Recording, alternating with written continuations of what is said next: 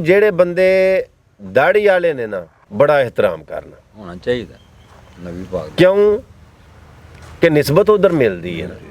ਪਤਾ ਨਹੀਂ ਕਿਉਂ ਲੋਕ ਨਫ਼ਰਤ ਕਰਦੇ ਨੇ ਉਹ ਬਾਬਾ ਜੀ ਫਰਮਾਉਂਦੇ ਨੇ ਨਾ ਕਿ ਦਾੜੀ ਵਾਲੇ ਚੋਰ ਨਹੀਂ ਉਹ ਵੱਖਰੀ ਗੱਲ ਹੈ ਕਿ ਚੋਰਾਂ ਨੇ ਦਾੜੀਆਂ ਰੱਖ ਲਈਆਂ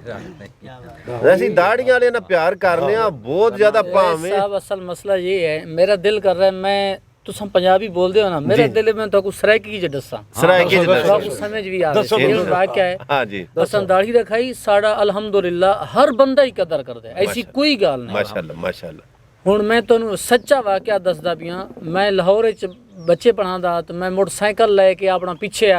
ਚੱਲਣ ਪਿਆ ਆਪਣੇ ਪਿੰਡ ਵੱਲ ਜੀ ਜੀ तो जब बस दे उते मोटरसाइकिल रखे ना मैं तो पुलिस वाला आ गया आके थाने तो लिखवा के आविंदा है भाई मोटरसाइकिल दूसरे जिले में जाना पिया है तो तुसा लिखवा के आए हो या कि कोई ना जी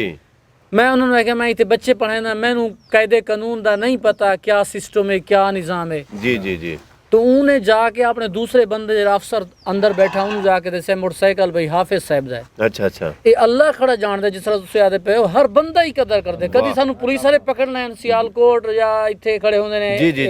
दरिया दे उत्ते जी हाफिज हो चलो तुस जाओ वाह कुछ भी नहीं आदे अच्छा उस बंदे ने आखे भी तुसां कागज बनाए लिखवा के आए हो दूसरे जिले च मोटरसाइकिल ले जांदे हो जी मैं आखे नहीं यार मैनू ते किसी गल दा पता ही कोई नहीं कहंदे तुसां हाफिज साहब हो तुसां वञो तुहां कोई छुट्टी है वाह वाह वाह अच्छा दूसरा बंदा अड्डे वाला आ गया है वो आखे मैनू तो दो 500 रुपया मेरा बनता है 500 रुपया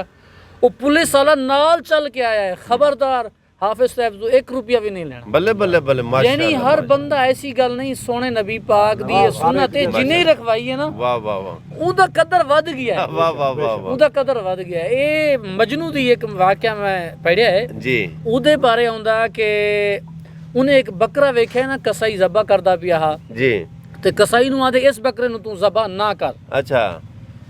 उन्हें आखे मैं ते गोश्त बेचना है ज़बा ही करना है अगर तेनू पसंद है तो होर बकरा रहे मैं ओ रख गिनसा हां ओ रख गिनसा ई को ज़बा कर सही ते को दे छड़सा ठीक है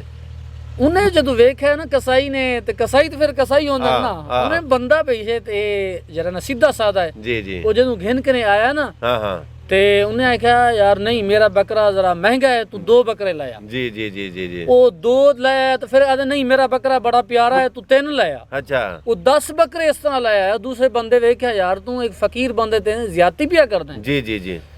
ते तेरा बकरा कोई सोने की मेंगनियां तो नहीं मारदा हां तू ये ज्यादती क्यों पिया करदा है हां तो फिर उस बंदे तो पूछा भाई तू एक बकरे दे बदले 10 बकरे पिया दे नहीं क्या वजह है हां हां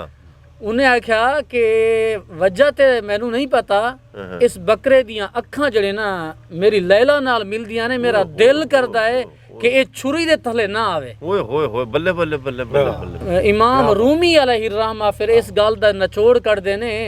भाई जेड़ी चीज मजनू नू पसंद आई